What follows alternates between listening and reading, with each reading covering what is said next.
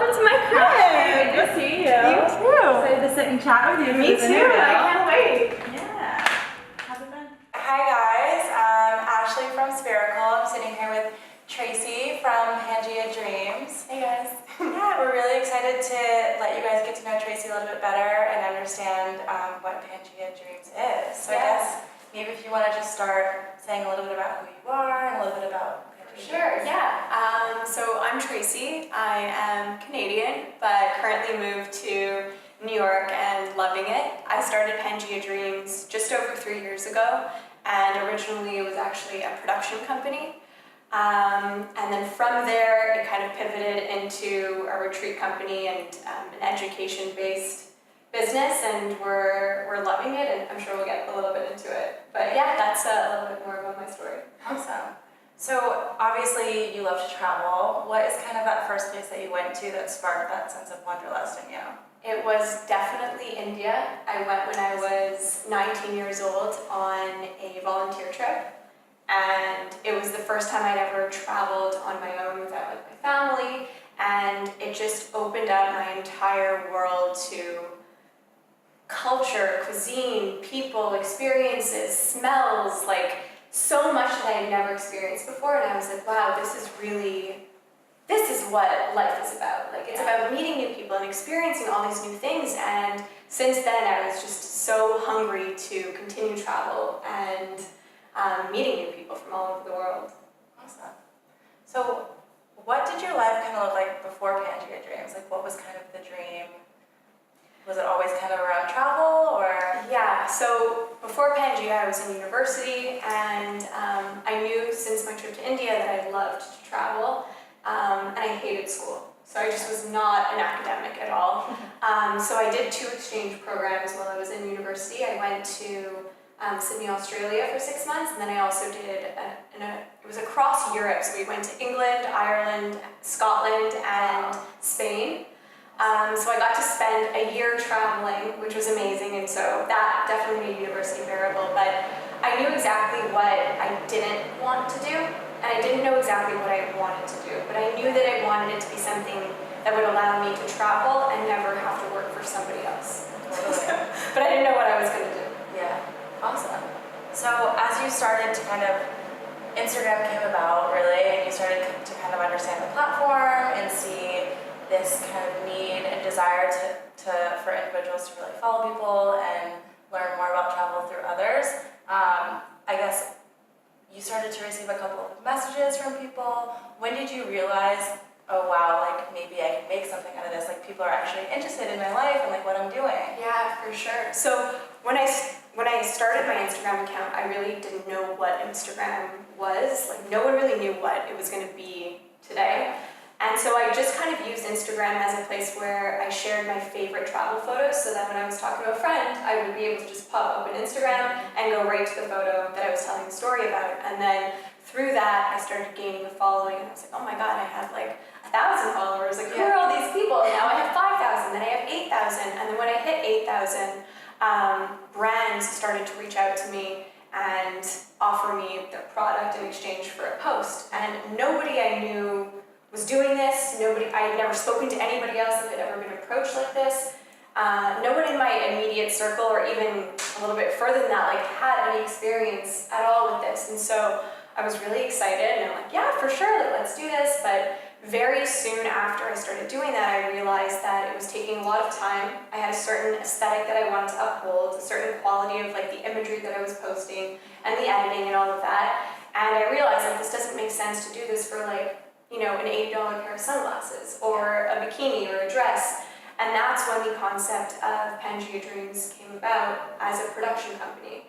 And so the original idea was that we would work with 5 to 15 brands. We would pool together the production cost, take the brand's products with us on location somewhere, and shoot all of their marketing materials. So they could use it for their newsletters, their websites, their Instagram, social media, anything. And in that first year of Pangea as a production company, we went to Bali, Cuba, the Bahamas, and Iceland, and created incredible content on those trips. And I was obviously sharing that on my Instagram page. And through that year, that's when I started gaining all of this attention from women all over the world that were just like, what are you doing? How are you traveling so much? Like, I'm sitting at my desk job and you're in Iceland and then you're in Bali. Like, what are you doing? Like, how can you teach me what you're doing? Show me the way. Like, what is this? Totally. No one knew still. It was still so like, what is a travel influencer? And then at that point, it just became so overwhelming after a year of constant like messages and emails and all of that. I was just like, okay, I need to do something. And it was November 2016. I decided I'm going to launch a retreat, and I'm going to teach everyone everything that I've learned over the last 2 years. And 2 weeks after launching, we were sold out of both weeks of the retreats. So then I added a third week, and the following week that sold out. And that retreat was going to happen in February 2017, and I was just like, this is insane. Like, people are paying money to be with me in Bali. Like, this is crazy. Like, I couldn't believe that it was actually happening and there was actually a demand for it, but there really was. And nobody was doing or offering anything similar in the space. Right. And so since our Bali retreat, our first retreat in Bali in February 2017, I've sort of pivoted the business completely, and that's now our core product, is these women's educational retreats. Amazing. Yeah. Wow. To think it was only just a couple of years ago, that's crazy. Yeah. It'll be, it's a little bit over a year now, but it'll be 2 years this February. Wow. And why Pangea Dreams? Where did that name come about from? So Pangea is when the world was one continent, all the continents were connected. And what we're doing is we're bringing women from all over the world and we're connecting them in our community and in the location.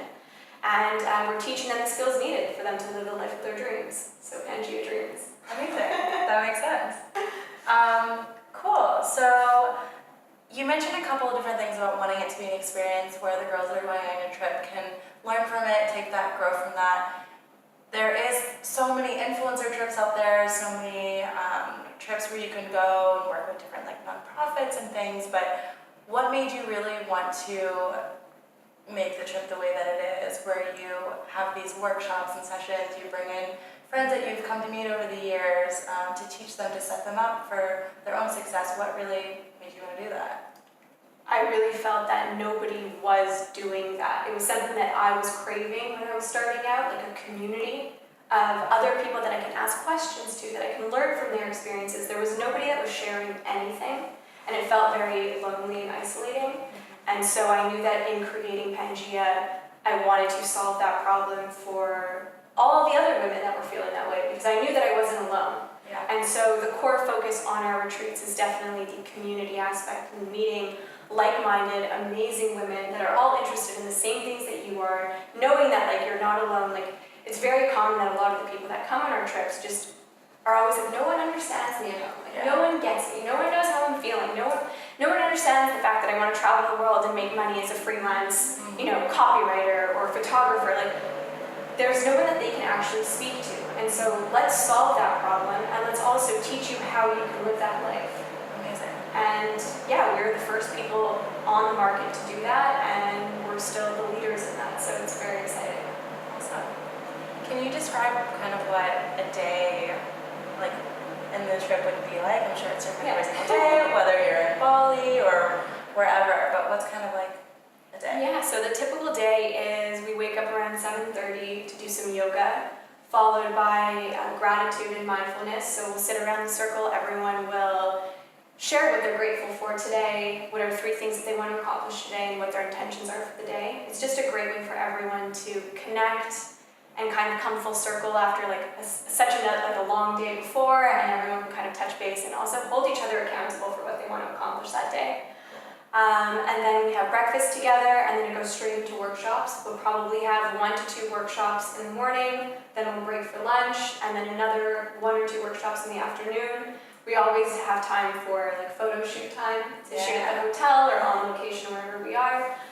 Some days we'll do activities that are outside of the hotel. So for example, like in Bali, we went to hike Mount Batur at 2 o'clock in the morning. It's a sunrise trek. In Cambodia, we did sunrise at Angkor Wat. In Sri Lanka, which we just got back from, we did a sailing day trip and explored a little town there. So every trip is so unique and very different, but our structure is quite similar in that it's very, very heavily focused on our workshops. So, how do you think now social media has really influenced the way people are traveling? Obviously, Instagram plays a huge part of that. They can now make saved lists on Instagram and obviously follow influencers, but what do you think the benefits are, the negatives of it? What is that impact?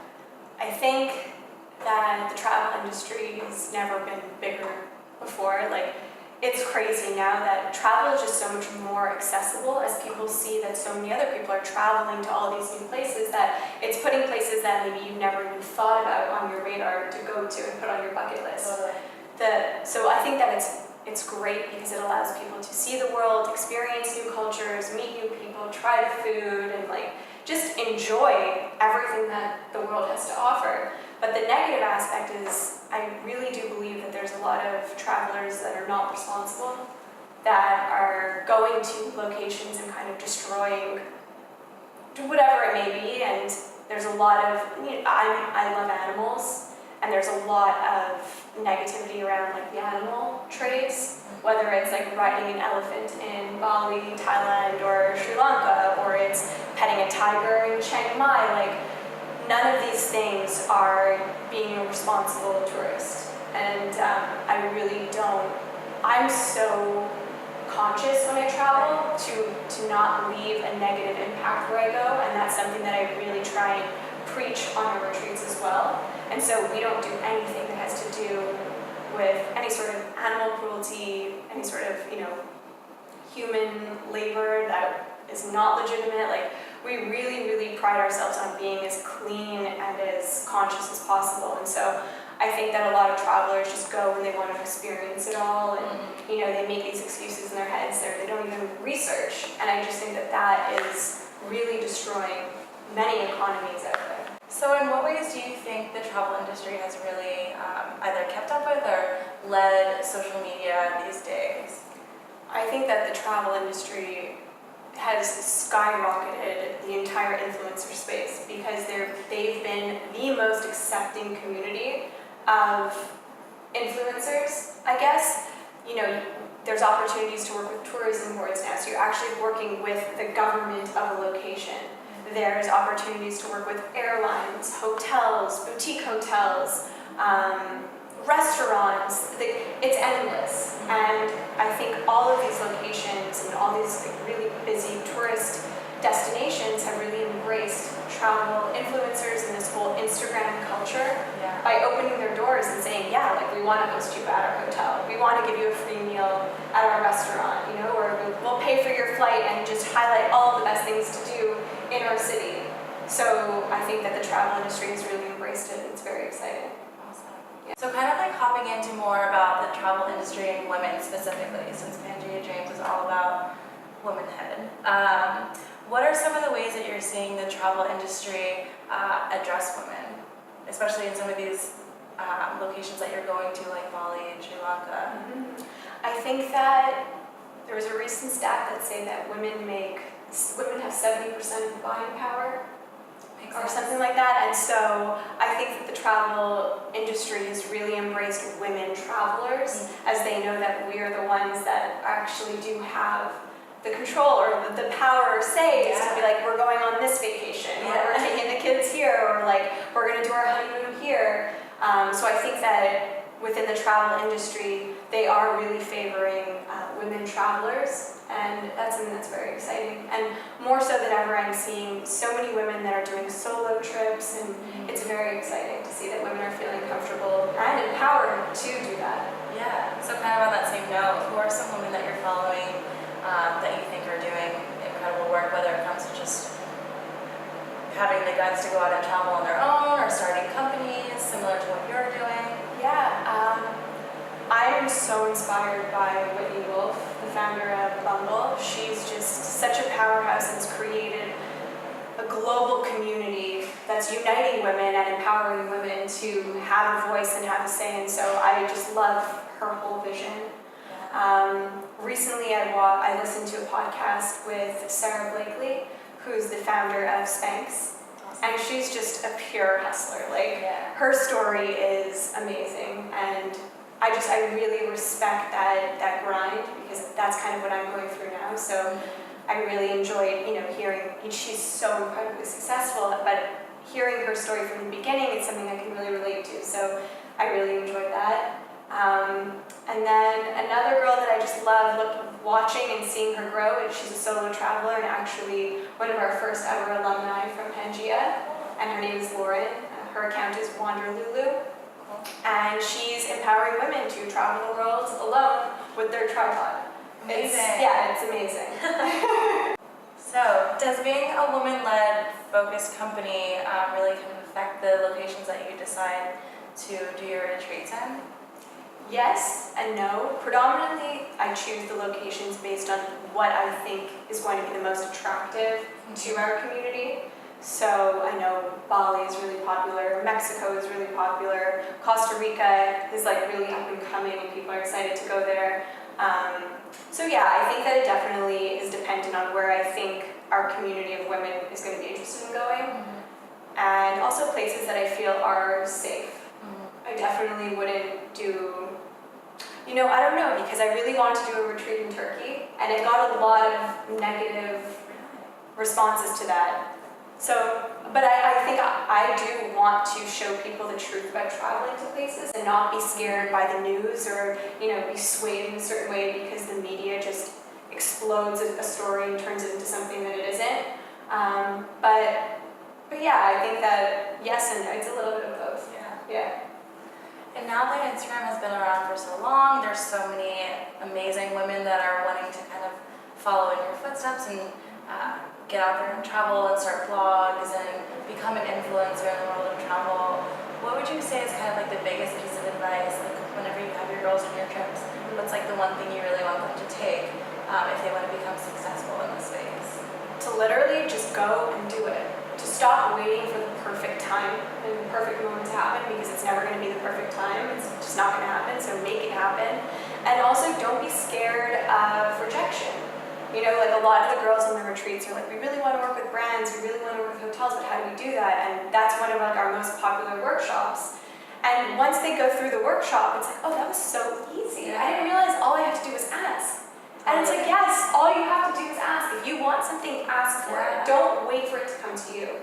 And I think it's just about having that kind of go-getter mentality, not taking things too personally, and not feeling so intimidated by the saturation of the market, because as there are more and more influencers and that's growing, the market is exponentially growing with more opportunities because there's more brands that are popping up, there's more hotels that are popping up, there's more restaurants, there's more everything. So there is room for everyone to grow. That's so true. And also another thing that I would say is that it's not just about your following. I think that that's a huge misconception. You have so much more to offer and you have so much value other than like your social media following. So we tell the girls, like, figure out what your value add is. Where are your strengths? Maybe you're an incredible writer. Then you're not offering social media promo, but instead you're going to offer, like, I can write you an incredible blog post. I can write you an amazing review, and I can do a guest post on your blog. So there's so many different angles in which people can play in this space. Yeah. And who do you think are some of the people that are doing it well, whether it's past alumni or some people that you just love to watch on Instagram? Honestly, I really love watching our alumni just because for me it feels almost like, yeah, really, like they're like my children and we're a family, and so I love watching and seeing their growth and their accomplishments, and they know that no matter what, like, I'm always here for them and I'm always supporting them, and it's just incredible to see how they were before the retreat and then after the retreat, and the growth that happens just in those 6 days is insane. But then afterwards, once they really put everything they've learned into practice, to watch that is just, it's magical, it's amazing. So I really love watching our alumni. Amazing. And if Instagram didn't exist, never came about, what do you think you'd be doing right now? I think I'd probably be doing something in the digital marketing space. I really love, I love the psychology of the shopper and the buyer, and I love entrepreneurship, so I think I would probably have started my own maybe marketing agency of some sort, maybe PR. Definitely doing my own thing, but for sure within a similar space, in a creative space. Yeah. last question, where are you off to next? I'm off to Bali in October. Not bad. Yeah. How many times have you been there? What number of trips is this to Bali? This will be my 8th time in Bali. Wow. Yeah. And I never get sick of it. I love it there. I'm sure there's so much to see. It's amazing. There's such a special, like, magical energy there. There's very spiritual and extremely cultural there, and so you feel it when you get there. They call it Mama Bali because of the energy that's just fostered there, that all opportunities are possible. So, and I really feel that when I'm there. It's amazing. So cool. So thank you so much for sitting and chatting with us. I would love if you could let everyone know where they can find out more about you or about Pangea Dreams. Sure. Yeah. So you guys can check me out on Instagram at Tracy_Komlos, and it's spelled TracyKomlos. And you can check out PangeaDreams.com, or on Instagram it's at Pangea Dreams.